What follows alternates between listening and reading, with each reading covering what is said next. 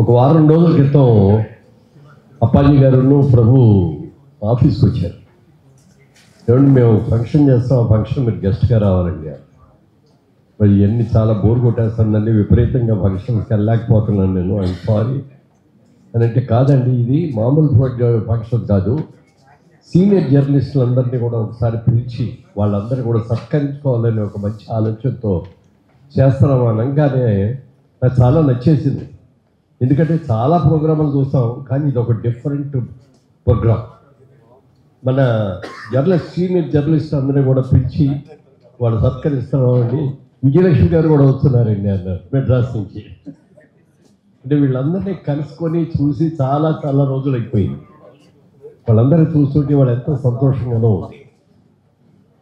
Journalist ఇప్పుడు కూడా మేము చేసే కార్యక్రమాల్లో మీరు వచ్చి కూర్చొని మీరు వాళ్ళ దీన్ని పుస్తకాల మీద వేసుకొని అద్భుతంగా చేస్తూ అందరినీ సత్కరిస్తున్నందుకు మనస్ఫూర్తిగా అభినందనలు అప్పాజీ గారికి, ప్రభు కూడా.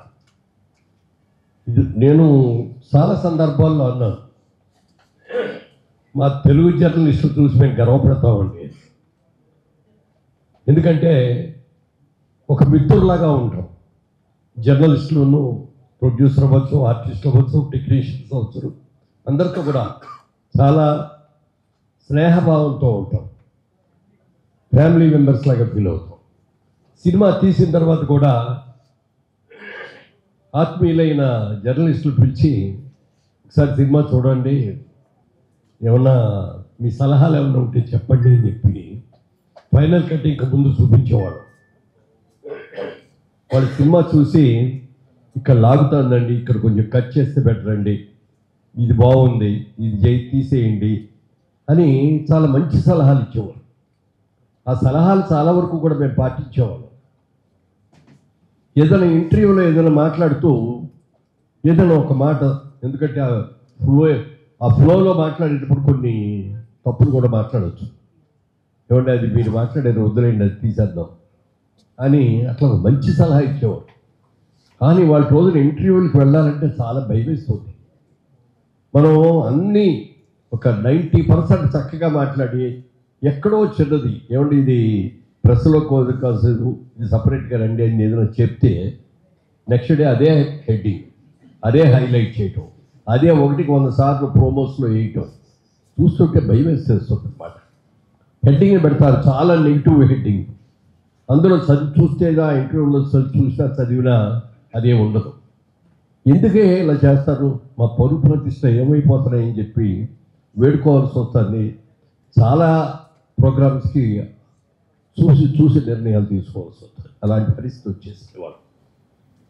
మరి వాళ్ళు పాత జర్నలిస్టులు ఎంత బ్రహ్మాండంగా ఉండేవారు, ఎంత నాలెడ్జబుల్గా ఉండేవారు, ఎంత విమర్శనాత్మకంగా మరి సలహాలు ఇచ్చేవారు అని చూస్తే ఇప్పుడు జర్నలిస్టులు లేదు, అది చాలా కొద్ది మందిలోనే ఉంది అని చెప్పడానికి బాధతో చెప్తున్నాను. అది వాళ్ళు విమర్శించాలని చెప్పడం కాదు, కానీ బాధతో చెప్తున్నాను. హిందీ జర్నలిస్టులు చూడండి, సినిమా జర్నలిస్ట్ని అందరూ కూడా ఎల్లో జర్నలిజం ఎక్కువ. అది కావాలని మరి చేయించుకుంటారో నిజంగానే ఎల్లో జర్నలిజమో తెలియదు, కానీ ఎల్లో జర్నలిజం అని చాలా ఎక్కువ. తమిళనాడులో అంతే, అందరం తమిళనాడు నుంచి వచ్చిన వాళ్ళమే కదా, ఇదివరకు ఇండస్ట్రీ అంతా అక్కడే ఉన్నాం. తమిళ ఇండస్ట్రీలో కూడా చూస్తే ఎల్లో జర్నలిజం చాలా ఎక్కువగా ఉంటుంది. కానీ ఇన్నేళ్లలో మన తెలుగు జర్నలిజంలో ఎల్లో జర్నలిజం మనకి రాలేదు అంటే that is the pride of our journalism. అంత మంచి ఇవాళ కూడా అలాగే ఉన్నారు. కానీ ఇప్పుడు వచ్చిన జర్నలిస్టులు లేట్గా వచ్చిన వాళ్ళకి ఇంటర్వ్యూ చేయడానికి వస్తారు, చాలా క్వశ్చన్స్ బ్రహ్మాండంగా వేసేవారు ఇదివరకు. ఆ క్వశ్చన్స్కి సమాధానం చెప్పాలంటే ఆలోచించి మరీ చెప్పాల్సి వచ్చింది. కానీ వాళ్ళు వచ్చిన వాళ్ళు అడుగుతుంటే చాలా నవ్వు వస్తుంది అనమాట. ఏమంటే మీది ఏ ఊరండి, సినిమాలకు ఎలా వచ్చారండి, మీరు చిన్నప్పుడు అవ్వాలని అనుకున్నారా, అడగాల్సిందే. నిన్న 4 రోజుల క్రితం ఒక ఆయన ఫోన్ చేసి ఇట్లా సాంస్క్రిట్ని సెకండ్ లాంగ్వేజ్గా చేయాలని అనుకుంటున్నారని దాన్ని ప్రచారం చేస్తున్నా, మీరు కూడా వస్తే బాగుంటుందండి అన్నారు. ఐఎమ్ సారీ అండి, ఏమనుకోవద్దు, నేను రానండి, దానికి అగైనెస్ట్ నేను. Sanskrit is a wonderful language. ఆ లాంగ్వేజ్ని ఎంతమందికి తెలుసు మనకి? ఆ లాంగ్వేజ్లో మీరు సెకండ్ లాంగ్వేజ్ తీసుకొని మీరు చదివితే అంటే గంగాధర శాస్త్రి లాంటి వాళ్ళకి పనికి వస్తాం కానీ మళ్ళీ వాళ్ళకి పనికిరాదు. ఎవరి దగ్గరికి వెళ్ళి సాంస్క్రిట్లో మాట్లాడగలుగుతాం మనం? వాళ్ళకి అర్థం అవుతుందా? వాళ్ళ కాలేజెస్లో టీచర్స్ ఉన్నారా సాంస్క్రిట్ చెప్పగలిగిన టీచర్స్? ఎందుకు తీసుకుంటున్నారా మీరు అని చెప్పి స్టూడెంట్స్ అడుగుతుంటే ఒకటి చెప్తున్నారు, సార్ ఎలా రాసిన మార్కులు వేస్తున్నారండి దాని సాంస్క్రిట్లో. క్వశ్చన్ పేపర్ కాపీ కూడా రాసేసినా కూడా మాకు 90 మార్కులు 100 మార్కులు ఇస్తున్నారండి. మాకు టోటల్ లెక్కేసుకునేటప్పటికి పర్సంటేజ్ 1000కి ఎన్ని వచ్చాయని చూస్తుంటే మాకు అది అడ్వాంటేజ్ అవుతుందండి అన్న. ఇదివరకు రోజుల్లో ఒక్క లెక్కల్లోనే 100కి 100 మార్కులు వేసేవారు. ఇంగ్లీషు తెలుగు ఎంత రాసినా కూడా 60% మించి మార్కులు వేసేవారు. ఎందుకండి అంటే అది అంతేనండి అన్నారు.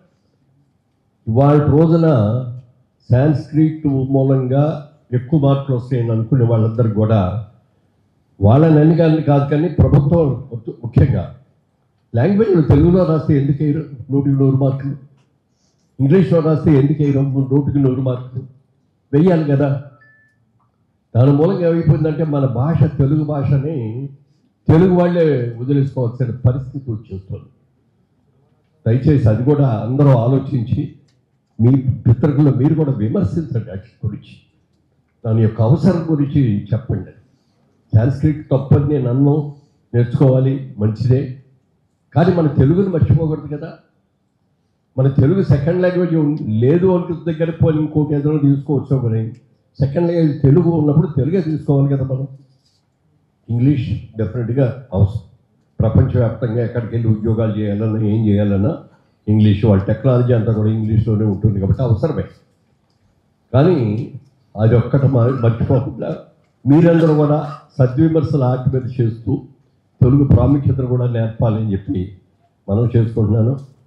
అలాగే ఇప్పుడు ప్రభు ఆ మధ్యన ఒక బుక్ రాశాడు, ఇంటర్వ్యూస్ అన్ని 2 భాగాలుగా చేసి ఒక 40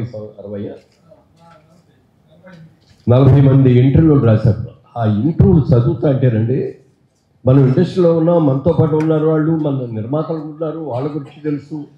కానీ ఆయన ఇంటర్వ్యూ చేసిన తర్వాత వాళ్ళు పడ్డ కష్టాలు కానీ వాటి సఫరింగ్ కానీ అవన్నీ చూస్తుంటే అయ్యో నిజమా కేఎస్ రామారావు ఇలాగా అని చెప్పి అనుకోని పరిస్థితులు నిజంగా ఎన్నో చాలా ఇంటర్వ్యూస్ అవుతుంటే కళ్ళకి నీళ్ళు వచ్చి అలా మరి మంచి రాయాలి కానీ ఏదో అన్నారు తెలుగులో, మంచి చెప్పాలంటే మైక్లో చెప్పు, చెడు చెప్పాలంటే చెవులో చెప్పు అంటారు.